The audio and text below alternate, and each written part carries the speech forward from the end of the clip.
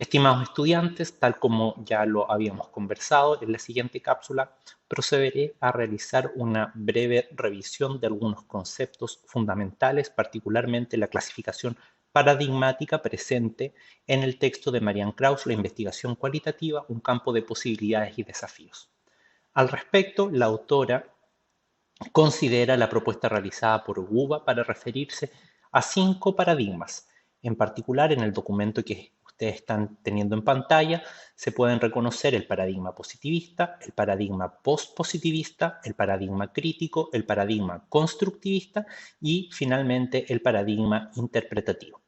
En este documento encontrarán una definición de cada uno de estos, así como también un ejemplo que les permita aclarar las posibles dificultades de comprensión que puedan tener.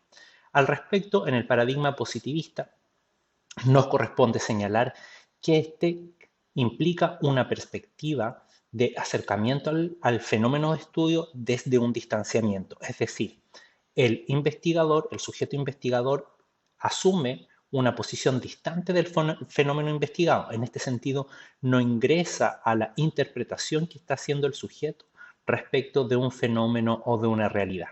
Por tanto, por eso se sostiene que este tipo de paradigma se basa particularmente en la observación empírica, es decir, de datos de hechos observables y que son interpretables y entendibles por los distintos actores de la misma manera.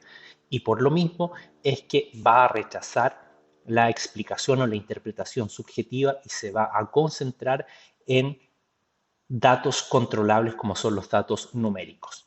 En este contexto, por ejemplo, podemos atender un estudio asociado a las calificaciones o la implicación que tiene la cantidad de tiempo de estudio en las calificaciones obtenidas. Es un estudio de carácter que se enmarca en un paradigma de carácter positivista, puesto que acá no hay un proceso de interpretación, solamente hay un trabajo con datos numéricos donde se relaciona la cantidad de horas de estudio a la calificación obtenida. Esto se traduce en que a una mayor cantidad de horas de estudio, evidentemente se obtendrá una mejor calificación.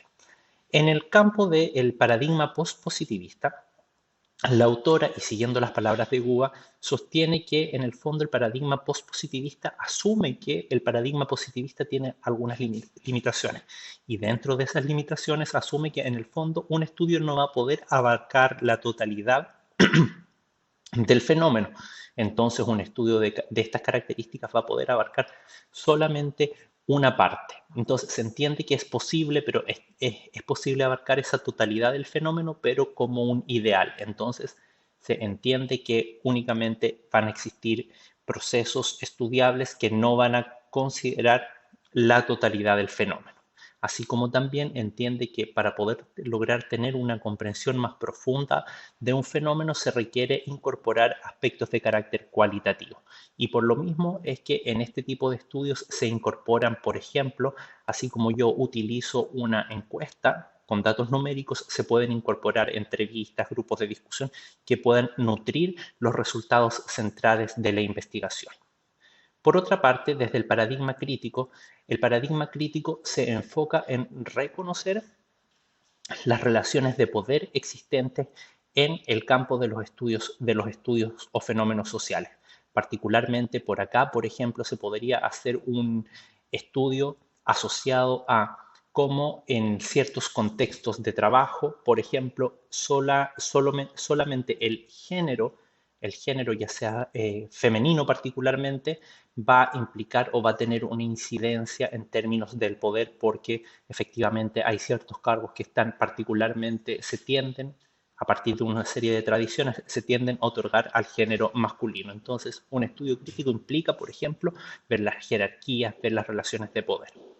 Por otra parte, tenemos un paradigma constructivista. El paradigma constructivista asume el estudio de un grupo social en particular desde las perspectivas que tienen cada uno de sus participantes. Pero en el fondo esas perspectivas se van a construir en función de las relaciones de los participantes en un contexto determinado. Por ejemplo, yo podría estudiar las relaciones que se dan entre niños y niñas dentro de un colegio rural. Entonces, esas relaciones, esa construcción de relaciones van a ser válidas únicamente dentro de este contexto. Por otra parte,